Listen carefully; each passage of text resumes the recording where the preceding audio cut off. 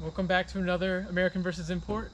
Today we will be reviewing my 2016 Subaru Impreza 2.0i Limited sedan version. We're going to be going over things I do like, things I don't like about my car after 60,000 miles, and maybe give you guys some tips before actually buying one of these cars used. So let's get on with the video. If we come over to the front exterior side of my car, we can see headlights here. They come stock halogen, but I didn't like the way it looked, so I changed them to LEDs. I think they look better at night driving.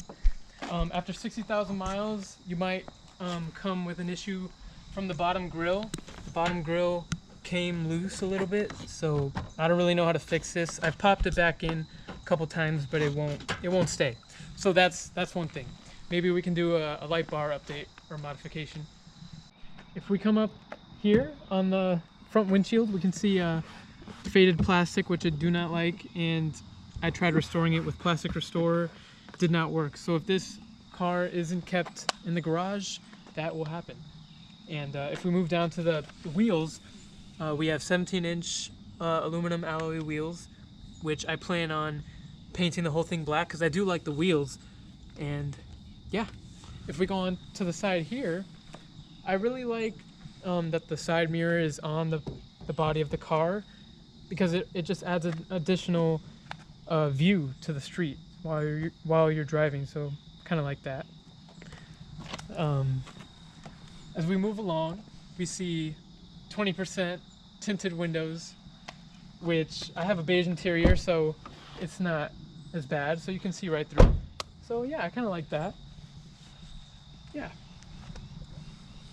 As we move right along, we can see the body lines. It looks pretty sporty for this vehicle, if I do say so myself. And you do have the splash guards that do come with the limited package. And if we open this back seat, pretty nice interior. If we look, yep. If we look inside, it looks really good. Let's hop in. Plenty of room. Plenty of room here for the Impreza, so I don't know why you would get the Legacy model when you got all this room here. We do have an armrest with 2 cup holders, very spacious, and that's about it for the back seat. So let's hop on out. Actually, there's one feature I don't like about the back seat. It only has one pocket on the passenger side, which I do not like. So it's not enough storage, and as what Doug would say, they saved 97 cents for not putting a pocket right back here. What's up with that? So one safety feature I do like is Subaru added pretty much a bar, like a steel bar, to protect from a side impact. So that kind of adds a little safety for your passengers. Yeah. As we move along the back, I do not like the taillights here. I like that it wraps around back here, but the WRX taillights look really good, which I do plan on buying and installing. Go check out our Mustang taillight videos if you haven't. 2 things about the limited package. It does come with the lip spoiler, and it comes with the shark fin antenna. So that's how you can distinguish a limited versus other trim levels. I did black these pieces out too, as long as the letters too. Back here it has a nice rear diffuser, and if you did want to add a tow package, you could remove this and somehow do that. So that's kind of cool. Yeah, another thing in the back, I added a nameless brand exhaust mod, so it sounds significantly louder. If you haven't seen the video, go check it out. Link in the description below. Yes. Now don't look at this. This is too riced out. I painted out, or I darkened my gas cap, which kind of looks stupid. But one thing about my back I do like is this is the best part of the vehicle. The rear 3/4 angle. This is a very beefy, wide vehicle. As you can see, the flares are a little pointed out, and I do plan on maybe adding some fender flares back here because I do like the wide look of it. Limo tint in the back. I like the contrast between black and white, so it looks really good. Yeah, very sporty vehicle, yet commutable daily driver. So yeah, chrome accents on the door handles along with the windows makes it look really nice. And yeah, let's go into the interior, shall we? Into the interior, let's start off on Tim's side. We have silver accenting right across here, which I do like. Just got to clean it up. It's been 60,000 miles. Can you blame me? If we look in here, we have a pretty sized, deep-sized glove compartment with all my maintenance, all my maintenance papers. So it's very maintained very well. If we start up here, we have air vents, and if we look into here, you can't see them now, but they have gauges for your temperature. Oh my gosh, because it was beeping. We have gauges for your temperature. I like to keep it on the time that the vehicle is on, but there's also your average miles per hour depending on the odometer that you're at. You can also have it blank, and you can also have your miles till empty and your average miles per gallon. The average miles per gallon for this vehicle is around 31 overall, so I overall average 28. So it can be better, but I like to drive aggressively. Yeah, and then you have your time on the right, and then yeah, as we go down here, we have our 17-inch display. And if we go here to home, we have navigation in this limited trim. We have audio. One thing I don't like about the audio is you have your sound here, but I'm not, you know, I wish it was simple treble, bass, and equalizer, but no, this thing is just a whole like DJ mix, which I'm not. So I don't know why they have that for Subaru. And for the phone, no one uses this part, but you can access your contacts and everything. Apps, there's nothing really much to say about this. I wish they had a mirror link between my phone and the car, but it doesn't. Settings, you just have your basic settings. If you wanted the screen off, you can have that. General stuff. Split screen, which I use sometimes. Navigation on the left, audio on the right. That's cool. Yeah. Voice, no one really ever uses. And Bluetooth audio this car has, which I really do like. And audio, yeah, that's it for audio. It does not have Apple CarPlay. This is a 2016 model, and I guess they came out with Apple CarPlay, Android Auto for the 2017s, I'm assuming. So if you're looking forward to that, don't get a 2016.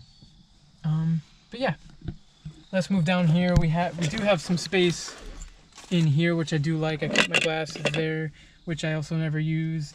And we also have the Prindle here, aka the park reverse neutral drive. CVT transmission, very slow. We're gonna be doing some tests on it soon, but it's not as exciting as you might think, you know. Here we have we have some storage here. It's supposed to be for coins, but I use it for chapstick and to hold my phone. He's broke. As we see here, very good for holding phones. It also has cup holders, which I use for receipts and such. And this mod here, some storage pocket mods that are link in the nice. description below. Yeah. If we come back here, we have our armrest. It's also faded out after 60,000. Pretty dirty arm. And some storage down here. Extra sunglasses. Stuff I don't ever use. You got a lot of glass? Totally missed it, but here are the basic AC controls. They look nice. Silver trim around it. I think these might be fake buttons. I wish there were some buttons back here. Do they have a heavy feel? Or are they, the buttons, are they heavy or? Oh, yeah, they do have heavy. some resistance to it, which is nice. Good quality. So you know without looking that you clocked into some position for the air speed, the air direction. So yeah, here, fan speed, temperature control, really nice response.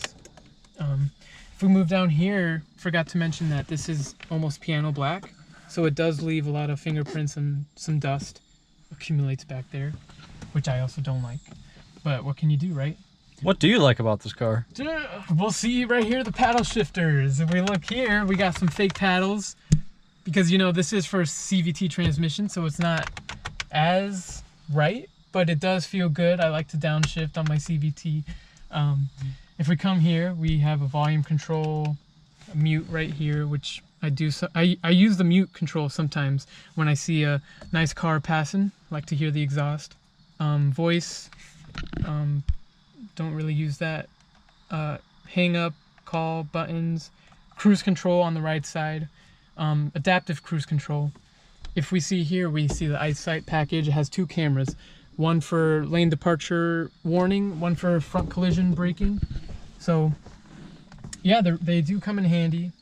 Some car guys might say that they're not, you know, it's not necessary, but sometimes they are because it adds some safety when you're driving. If we look here on the gauge cluster, we do have analog gauges, which I'm okay with because they do look really good.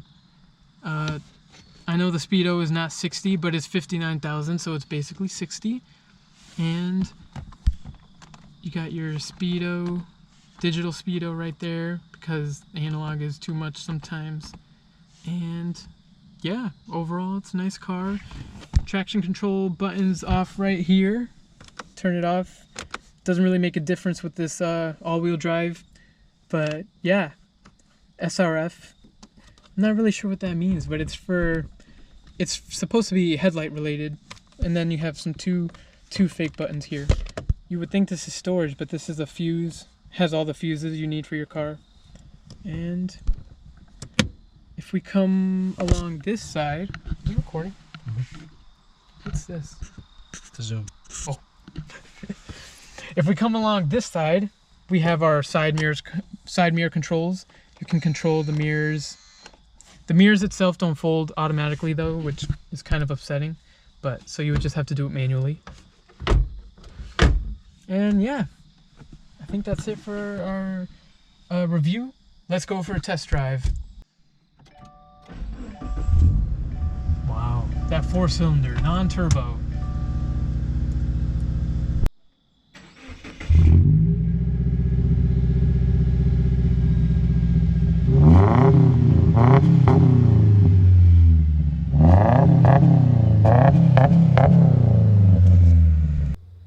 Let's set off, shall we? Interesting thing about this car, it does have a manual mode. I just flip it right here, so it's kind of very manually, but it works with the paddle shifters.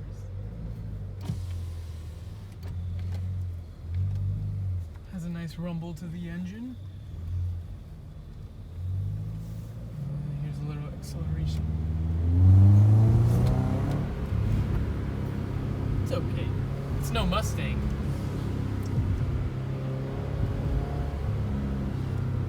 So the thing I do like about the manual is it doesn't like upshift for you or anything like that. So it does downshift though.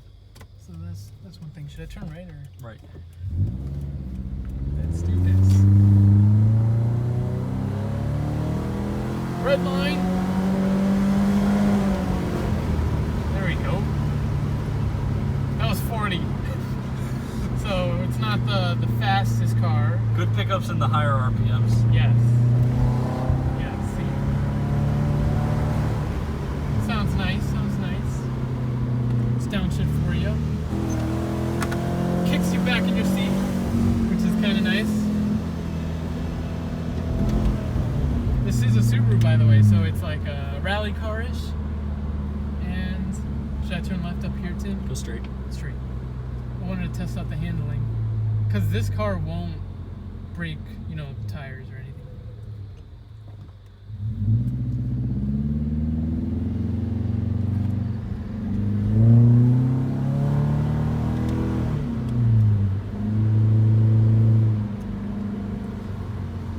Let's get some tire spin. Let's do it. Turn right or left? Right. Oh, definitely. All right. Yeah. See, nothing. It doesn't. That's it. My foot is on the floor.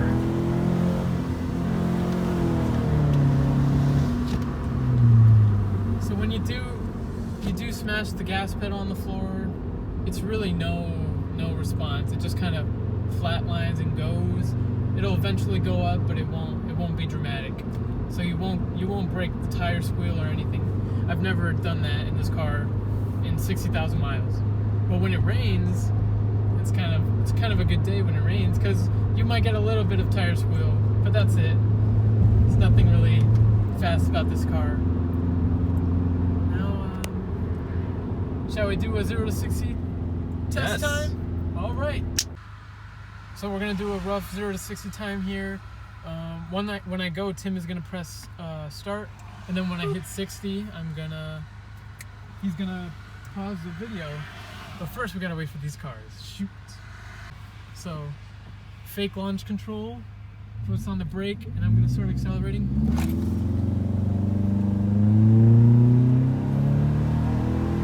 30, 40, 50, 60.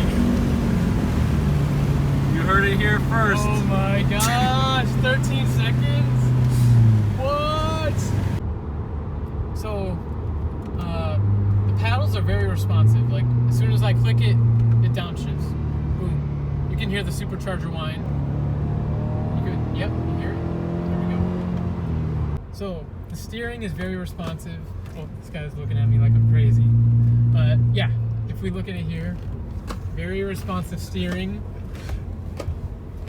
Testing out Tim's handling. But yeah, overall this vehicle is very responsive, very grippy. Never lost control even in the snow, the rain, after 60,000. So I think this car is very safe.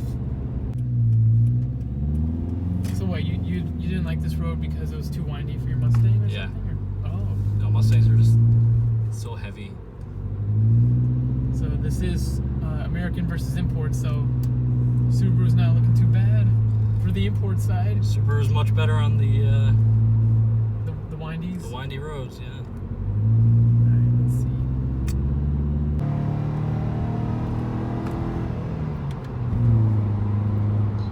Hopefully we don't see a deer, which I'm sure you see a lot here. Yes, lots of deer in Mexico. Yeah, we're in Mexico, by the way, so not breaking any laws. This is going. So now that it's a little darker, I wanted to show you my full LED lights for the car. So I did install the LEDs. It's really bright for the Foglights too, but it's not showing up. If we look in here, I did LEDs inside, so the whole interior looks brighter. Let's see. Yeah. Is it on now? Nope. Let's check it out.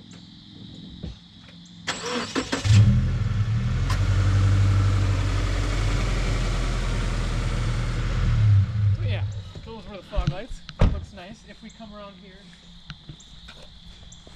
we can see license plate lights. So I also did those LED, as well as the trunk interior. It's a little bright. It's LED too, but there's only one bulb, so it's not going to make a huge difference. And yeah, that's the interior of the trunk. It's very spacious. Very practical. Yeah, practical and spacious for your daily commute. And yes, and that is all for the review. So before it gets too dark, because we're running out of daylight, we came up with a AVI, American versus Import, 5-star rating for our vehicles that we're going to review now. So let's get started with this vehicle. For the first category of the star rating, we'll look at the head turner category, which measures if the average public notices the car apart from the rest. The Subaru Impreza gets a 5 out of 10. The next category deals with acceleration and pull. With 148 horsepower and 145 pound-feet of torque, the Subaru gets a measly 2 out of 10 with a 0 to 60 reported time of 9.9 seconds and an AVI tested time of 12.96 seconds. Next category is handling, which the Subaru gets a 7 out of 10 due to its symmetrical all-wheel drive system and the Subaru's vehicle dynamics control. In the safety category, the Subaru gets an 8 out of 10, mainly because the Subaru is known for its safety features, including collision and lane departure warnings, but falls short of a 10 because it lacks blind spot monitoring and reactive driving features. Finally, the affordability category, which measures the overall cost of the vehicle, total gas mileage, and maintenance costs. The Impreza gets a respectable 7 out of 10 for a total of 29 of 50 and an overall star rating of 2.9 out of 5.